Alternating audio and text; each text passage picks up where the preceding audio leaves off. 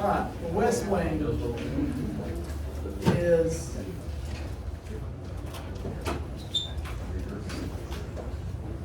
it's where the hundreds of employees that work in the White House, it's where they work. Employees of the White House work? Yeah, there's hundreds of employees that work for the president and work for the White House.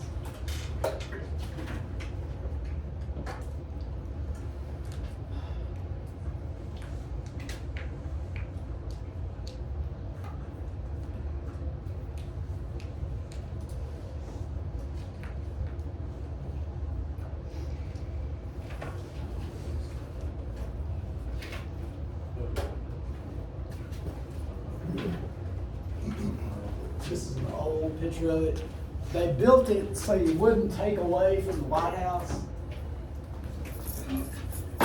So part of it goes down in the ground. Guess what side of the White House it's on? West side? Yeah. But it's built low and it drops down into the ground. It's where the Oval Office is. It's where all the other people's offices, like the cabinet secretary, well, no, not all the cabinet secretaries. We'll talk about some of these people here in a second.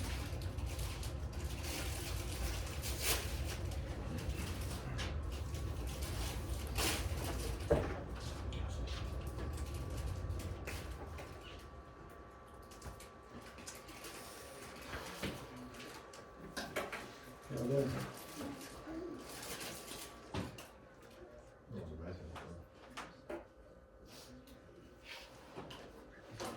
So the White House,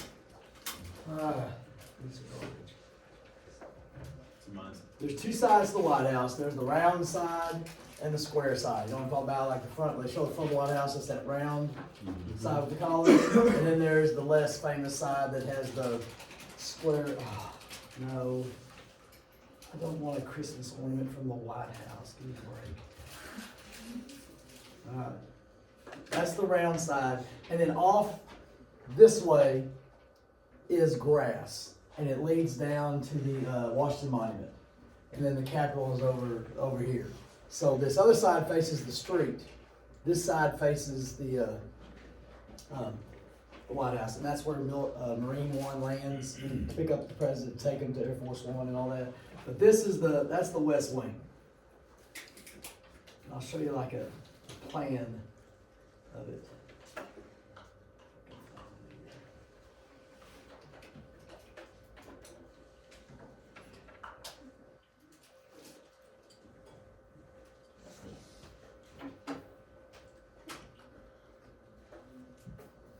So over here, that side's the White House. And it's connected, you walk in, this is where the press meets, and this is where the little press conferences take place. And you come around here, the Oval Office is down here in this corner. The cabinet meeting room is here, press secretary, vice president, chief of staff, we'll talk about all those people. But then it drops down, there's some other stuff. But that's where the people work. If you work in the White House, that's where you work, in the West Wing. There was an old TV show about it. I never watched it because I had a job. Anyway. All right. Now the people that work there. The president's administration. You hear this all the time. The Trump administration, the Biden administration. When a head coach comes in, they bring their people with them. Why do they bring their people with them? Because they know and trust them. They know and trust them. And you want to have your people around. The president's administration is the way they want to do stuff and the people they bring in. Does that make sense? Because every president comes in and they have strategies for what they want to do. And then they bring people with them to make those happen. That's the president's administration.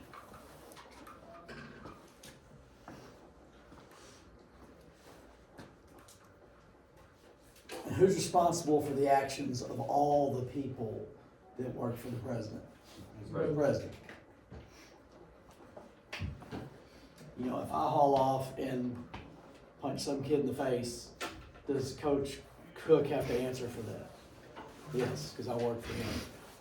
So hopefully I won't haul off and punch some kid in the face. I haven't yet. I would think if I was going to do it, I'd have done it before now. Because I have I've been in some situations before. So does that make sense about the president's administration? Okay. The executive office of the president. Kind of point of era to West Wing and the administration, because really the executive office of the president is all that in the West Wing. All those people, all those offices. So it's just, that's kind of like the president's administration. It's all kind of the same thing. Does anybody's people work at home? How does that work? I think I would hate that. Because you couldn't get away. And I'd get confused. Because when I go home, I go home. You know what I mean? Now I have to do some stuff at home, but when I go home, I'm not at work. I think I'd be really bad at that. Because I would not designate between being at home and being at work. You know, going to the refrigerator and grabbing stuff and sitting down and the couch in the office, I would lose track of what's going on there. But you know, you're in the White House and it's really kind of where you work. I wouldn't enjoy that. Plus they wear suits all the time. It makes people have to wear suits all the time. Anybody? I can't see being happy if you wear a suit all the time. And like if you're going to relax, you just take the tie off and leave the shirt with the collar on. That doesn't, you know, oh, let me put on a couple of clothes. You have slacks and a shirt with a collar. That does not seem, okay. Okay, the chief of staff. The president's chief of staff, it's kind of like a manager and a secretary at the same time. They are in charge of the president's day. And they're in charge of making sure everything works right. So when the president wakes up, the chief of staff or one of their people is waiting outside the door with like an itinerary. You know what an itinerary is? You ever heard of an itinerary? It is. It's a plan for the day. I learned what an itinerary was in college in football because we'd have an itinerary. On Friday, they give us an itinerary for the weekend and the schedule of what was going to happen, where we were going to be. So itinerary, how do you spell it? It's the schedule. Does the president know everything they're going to have to do that day? No. They might know some big things. But you walk at you wake up, president's putting their coat on, and they're walking, and they say, Mr. President, I have the itinerary. This morning, you'll be meeting with Mrs. and you'll be meeting, and they'll probably go an overview, and they'll take him to the room where you're meeting with Mrs. And they'll sit down, and the president, chief of staff will go out and make sure the next thing's ready. And then when they're doing that, make sure the next thing's ready. And if they're having a state lunch where like the king of Azerbaijan shows up, okay, we gotta get that all ready. So it's a real stressful job. You gotta make sure everything is lined up, everything is ready. College football teams have a traveling secretary. And their job is to make sure the buses are lined up, that the lunch is lined up, that the meeting room is lined up, that make sure all that stuff works. That's kind of what the chief of staff does, just make sure everything works for the president that day. And is in charge of making sure everything works. And you wear a suit. Now the person who gets picked to be the chief of staff is usually someone very close to the president. And that the president is very close to and completely trusts. What would be dangerous about picking a friend to do that? Could be possible you're not friends very long after that. And things, yeah, that's really, but you want to have somebody that understands you and knows you, you're pretty close to. So that's the chief of staff. The White House counsel. That is not counsel like a group. That word counsel, you ever watch law movies or lawyer movies or TV shows before? You know what I'm talking about? Like a courtroom movie or a courtroom TV show? Anybody ever watched anything like that? Mm-hmm. What are the lawyers called by the judge sometimes? That's not lawyer or attorney. Counsel. Counselor or counsel. So the White House counsel is the White House lawyer. And this is not somebody who handles lawsuits against the president or any of that. They're the person that they bounce ideas off of and say, is this constitutional? Can we do this? And they do handle legal stuff, but mainly is to figure, can we do the stuff we're wanting to do? And if we can't, how can we make it where we can do it constitutionally? Are they always, I don't want to ever say they're wrong, but like you and me might look at the Constitution a little different. We might think this is constitutional, and you might think this is constitutional, but we might disagree about it, okay? So the Supreme Court may have a different idea of what the White House Counsel says is constitutional, but they also need to kind of know the temperament of the Supreme Court to know if they'll let you do it. There's something. I think the Supreme Court knocked down a couple tariffs, or said maybe the president can't do all the tariff stuff he's doing, and I think they upheld gay marriage this week. There was a lawsuit about gay marriage. They upheld gay marriage, and it's 5-4 conservative versus liberal, supposedly. One of the great things about the Supreme Court is they don't always do what you think they're going to do. If I'm a conservative, I'll pick a conservative judge. They don't always act like I think they're going to. And a liberal justice doesn't always act like I think they're going to. So, anyway, they're independent. Good call. Yes. Are we not doing number 3? What's number 3? It's kind of the same thing as the West Wing. It's all the people that work there. I'll never ask you that. I don't know what idiot put that down there. I should have grabbed the computer from them when they were typing it in there. So you got Chief of Staff, White House Counsel, Press Secretary. This is a tough one. Guess what the Press Secretary does? Deals with the press daily. So on the Chance to Do Good next week, on the matching, where it says deals with the press daily, what's the answer going to be? Press Secretary. Okay. Now the Press Secretary has to answer the questions that the press has for the president. The president doesn't answer the questions. The Press Secretary answers them. Every once in a while, the president will have a press conference and answer questions, but they won't answer all the questions. They leave early and let the Press Secretary. The Press Secretary takes the bullets for the president. And being Press Secretary is a very, very stressful job because you're left hanging out there. The president does stuff, and then you're left to answer for it. And they don't tell you everything. Why would the White House not tell the Press Secretary everything? Because then they can't blab it. And the Press Secretary knows that they're not getting everything. And so they go to the president and said, look, Mr. President, I'm going to get this question 50 times today. I need information. You'll do great. You'll do fine. Go right ahead. And so they're hung out there. Usually they don't last more than like a year or two because it's so stressful. And then they quit and they go get a job with Fox or CNN or MSNBC and work 15 minutes a day and get paid real big. But they're the ones that have to handle all the questions and answer the questions and take the anger of the press. The president doesn't have to do that. Does it make sense when I say takes the bullet for the president? Okay. That's the Press Secretary. Yeah, last week, what was it, the Hungarian president? Some European president showed up. And he was like Eastern European, which means he's really big and kind of weird looking and big, grown. You know, he talks like that, blah, blah, blah. And she was answering questions. And he said, I want her to work for me. You know, because she did everything. She's amazing. She's incredible. I think it was Hungary. People from Hungary are big. You wouldn't think. Why are they called Hungary? You know why? That's where the Huns are from. So it's Hungary, not Hungary. Did we talk about this yesterday? The funniest country? What do you think the funniest country out there is? I'm thinking of 3 right now. I don't mean funniest like, hey, did you hear the one about? I mean funniest like, you hear the word and you're a little kid, you start laughing. What was the funniest country you ever heard of when you was a little kid? No, that's not very funny. Turkey?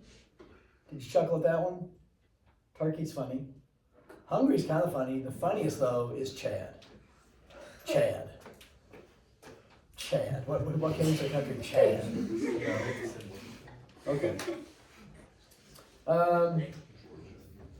Georgia. Yeah, Jack, did that confuse you when you was a kid? There's Georgia that's a country, there's Georgia that's a state. And the first time I heard of Georgia, It's like right next to Russia. Too. yeah. And the first time I heard of Georgia, it's when Herschel Walker played for Georgia. So I was like, wait, wait. I was older, but wait a minute, Georgia? Herschel Walker? Y'all know who Herschel Walker is? Okay. He made the Cowboys. He made Jerry Jones. The Cowboys would never win Super Bowls without Herschel Walker. Because they traded him off, he got 11 draft picks, and that's what they won the Super Bowl with. I've got press secretary. At the National Security Council. Guess what the National Security Council's job is? National security. Keep us safe. Yeah. National security. Keep us safe. So the National Security Council. Guess somebody that's on the National Security Council. The president. Yes, the president is on there. Isn't that weird? If the president wants the vice president to be there, the vice president's on there. If not, the vice president's not on there. So it could be the vice president. What secretaries do you think are on there? State. Defense, state, yes. Us. No. They don't let them in on the meetings, so they might know too much, and they blab too much to the press. They don't want them. So Secretary of State, Secretary of Defense, Homeland Security, and then you have somebody called the National Security Advisor.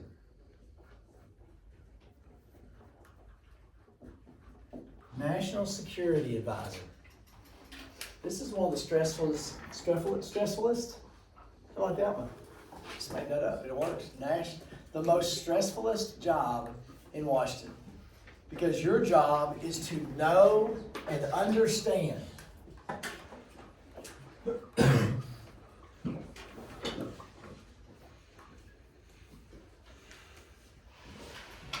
any threat facing the United States. So, when a couple weeks ago, when President Trump heard about this thing in, is it Nigeria or I think it's Nigeria, where the people were killing people, a bunch of Christians getting killed. 2 in the morning, he's gonna call that person and say, "Tell me about what's going on." That's awful. Sorry, it's I know that a lot. The president's gonna call and say, "Hey, what's going on?" And you have to explain, okay, here's what's going on, this is the history of it, this is what's probably behind it. You need to have some understanding of the threats going on, stuff going on around the world. And kind of an idea maybe how to handle it, how to combat it. That's a pretty stressful job. So that's the National Security Advisor. Council of Economic Advisors, just take a wild guess what they do. They try to help strengthen and improve our economy. Come up with ideas of ways to strengthen our economy.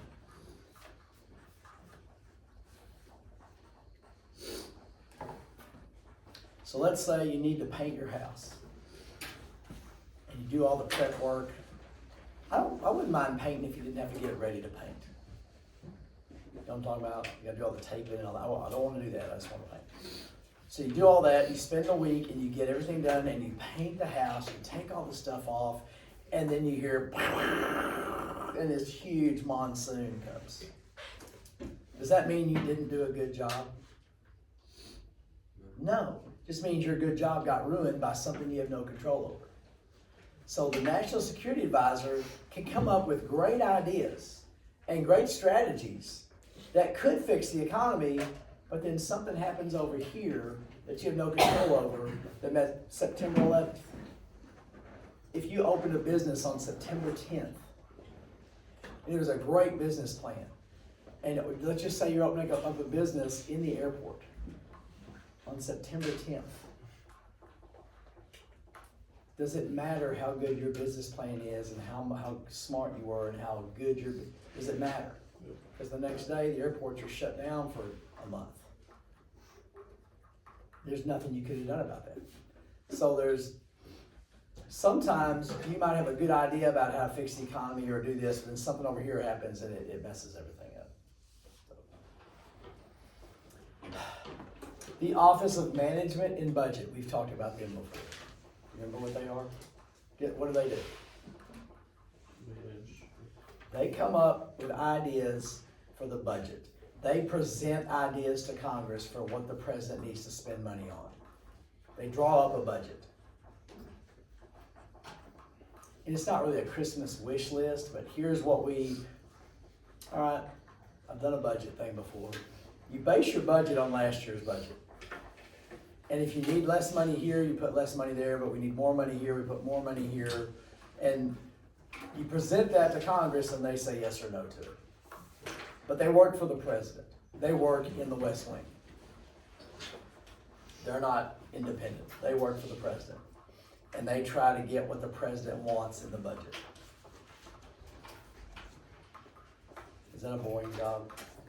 Is anybody thinking about being like an accountant or something? That's a really good job. It's a high-paying job. To me, it'd be extremely boring, monotonous, ridiculous job, but a very important job. We need to have people that can do stuff like that. We don't need smart Alex that can make wisecracks and voices and all that kind of stuff. That doesn't help America very much, but it does help America. But that is very boring. But also it's tedious and it has to be done right. One little mess up messes everything up and you might go to jail for it. So if you want a boring job that's very hard to do, very tedious, and you also could go to jail if you mess up one time, that's the job for you. Accounting is the job for you. All right, the cabinet. What's the cabinet? I throw that word around all the time. How many cabinet people are there? What's 3 times 5? Good job, Don. You did a good job. Yes. There's 15 department heads. There's 15 cabinet positions. 15 executive departments. Secretary of State, Secretary of Defense, Secretary of the Interior. Do you remember what I told you about the Secretary of the Interior? What they're in charge of? They're in charge of the outside. They're in charge of national parks, national land, federal land. They call it the interior because it's the interior of the country. So all those department heads get picked by the president to run their executive agency.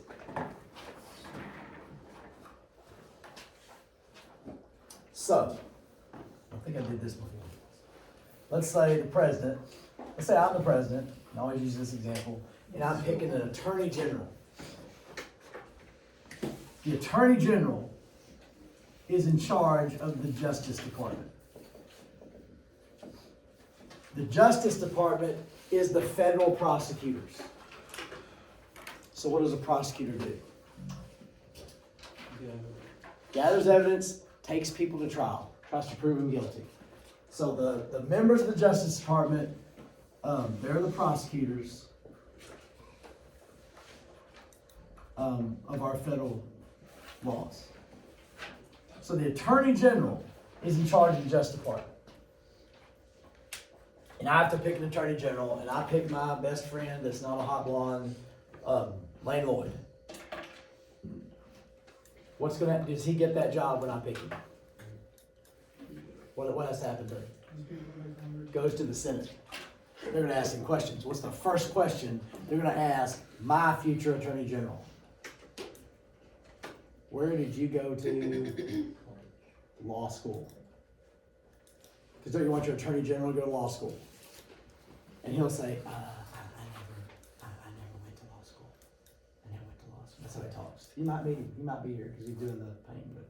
But, and they'll say, you're done, you're out. So when picking a cabinet member, first thing you have to consider is their background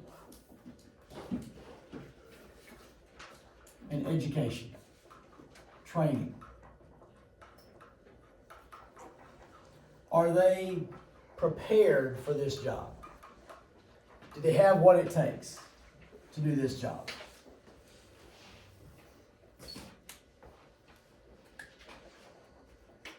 Second thing Are you and them on the same page? Do you have the same foundation?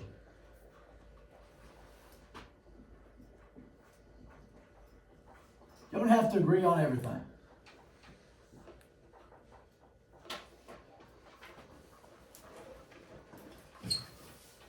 Would it be good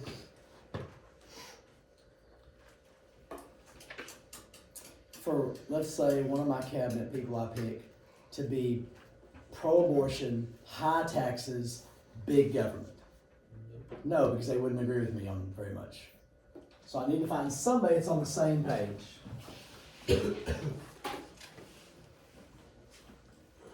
And this is different than this background. I mean, like your work background. This background is your life background. There's nothing in your background that would be a headline. Your background's clean. There's no headline where, you were accused of rape 15 times, or you went to jail for cocaine trafficking. We don't need an attorney general that went to jail for cocaine trafficking. So there's nothing in your background that would embarrass me and make a good headline for somebody. Because if there is, there's a lot of people here. You could find a lot of people here. We don't need the person who sold cocaine for 10 years. And last, if you're in charge, actually go to the last one. Put the one in the back. You gotta trust me on this one. The Defense Department has about 2.5 to 3 million employees. All the service people, all the people that work for the Defense Department, they have about 2.5 to 3 million employees. If you're the Secretary of Defense, you need to be able to handle and lead 2.5 to 3 million people. You do. You're responsible for it. You have to have the management skills, and you have to be able to handle at least thousands of employees. Can everybody do that? Is everybody an office manager? Is everybody a CEO? Does everybody have? No. I do not, I can't, I like doing stuff. I like being, I don't know if this is proper or not. I like being an Indian. I don't like being a chief. Does that make sense? Some people are made out to be chiefs. Some people are made out to be Indians. Some people are made to go around and do the work. Some people are made to decide who does the work and how the work gets done. I don't want to make decisions. I do not want to make decisions. But you got to be able to do that. You got to be able to run your office, run your department. And not everybody can do that.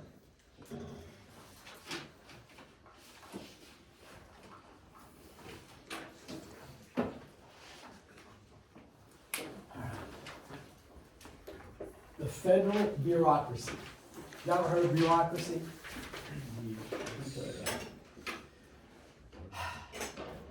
This is bureaucracy.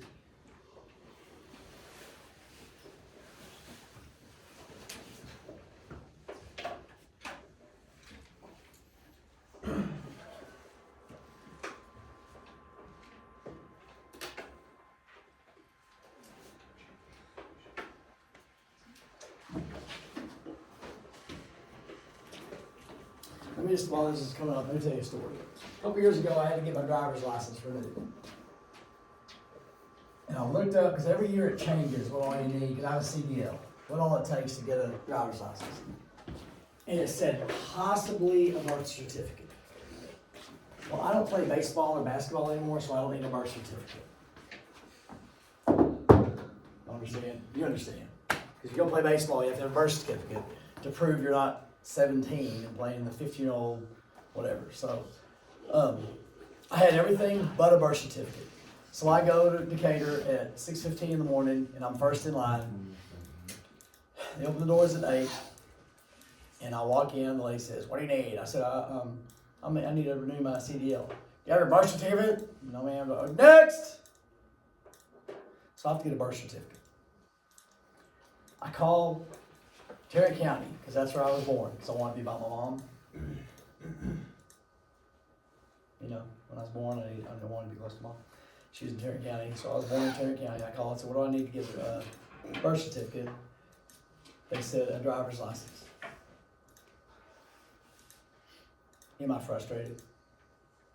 Yes. Because I need to get a driver's license. And to get what I need to get the driver's license, I have to have a driver. Well, I have a driver's license. So I drive to Tarrant County, whatever, records building, go in, pay $10, get a birth certificate so I can go and get a driver's license. That's bureaucracy. Bureaucracies is all the offices and hoops you gotta jump through to get stuff done. You have to go to this office, they send you to this office. And this office sends you to this office. Then you have to get this, so you can go back to this. That's bureaucracy. You ever heard of red tape? That's cutting through the red tape. That's what they mean. And this is a bureau. And if you open that up, there's all kinds of little nooks and crannies in there. That's why it's called a bureaucracy. There's all kinds of drawers and hiding places and stuff. Anybody ever had an old desk? Seen Grandpa's old desk had all kinds of little drawers? That's a bureau. So a bureaucracy is all the different offices you got to go through to get stuff done. Little Christy was very excited because she wanted to go see my birth certificate. And I said, Christy, she wants to know who the lady that had me was. She wants to talk to her. I don't know. I said, Christy, she probably doesn't want to remember any of that. She probably doesn't want to talk about that. And I didn't tell her that adoption means you're legally this person's parent, and so they're not going to have those people on your birth certificate. It's going to be Fred A. and Barbara Ryle on the birth certificate. She looks at it and she goes, oh, I was like, no kidding. No kidding. But anyway, that makes sense. Bureaucracy, offices, okay. What's that? Civil service. Civil service is a government job. And there's all kinds of government jobs. A civil service job is a government job. If you work at the post office, that's civil service. I guess if you work in one of the federal offices and work, that's civil service. You have to pass a test. I don't know what's all on the test, but it's not 2 + 2 = 4. I don't know how much math it is. I don't know what all's on it, but it's a test. I knew some people. There was a husband and wife, and they were the custodians at Van Alstyne Elementary. They had a little kid in 4th grade, and one day they walked in and said, "Well, we're quitting." I said, "You are?" She said, "Yep, we're going to work at the post office." I said, "Oh, that's awesome." Why is it awesome? Well, now the post office is a strenuous job. What's good about working for the federal government? You get good pay, you get good benefits, you get good medical, you get good pension, like retirement. It's a good job. It's like, awesome, when do you start? They said, we take the test today. And my eyes kind of went, I did. Well, why was I freaking? Why was I going, ugh? Because what they do, they quit their job. Then they're going to go take the test. Don't do that. That's the wrong order. Take the test, get the other job, then you quit this job. Because if you quit this job, you don't get paid. And they didn't pass the test. And then I don't know what they did. I lost track of it. A civil service job, it's a good job because of the benefits and the pay and all that kind of stuff. Okay. All right, the executive departments. There's 15 of them. I'm going to tell you what I think, and then, okay. When the Obamacare thing passed, the department that got the most press was the Health and Human Services Department, because everybody was talking about, everybody was trying to figure out that new health care stuff.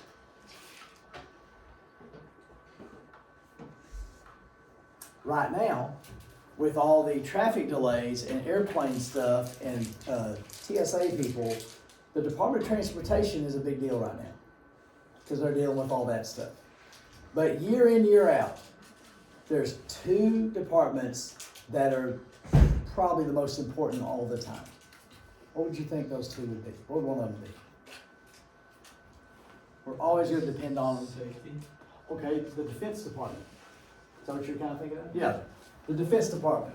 Is that always a big deal? Yes. There's always something going on around the world. You know, do we send troops into Gaza? Do we send troops into Nigeria?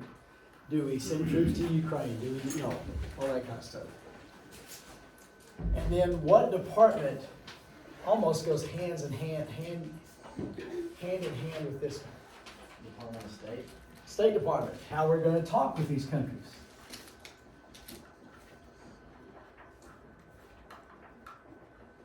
Now, both of these departments do different things, but they both deal with foreign countries. Which one has to do their job first? The state. We got to try to talk it out before we send the troops in. If the admiral sends the aircraft carrier into the bay before the State Department shows up to talk to them, is that a good move? No. They don't have to love each other, but they got to be willing to work with each other. All right, I think that's all of them, right? We good? Keep these, we'll have a little quiz tomorrow. Okay?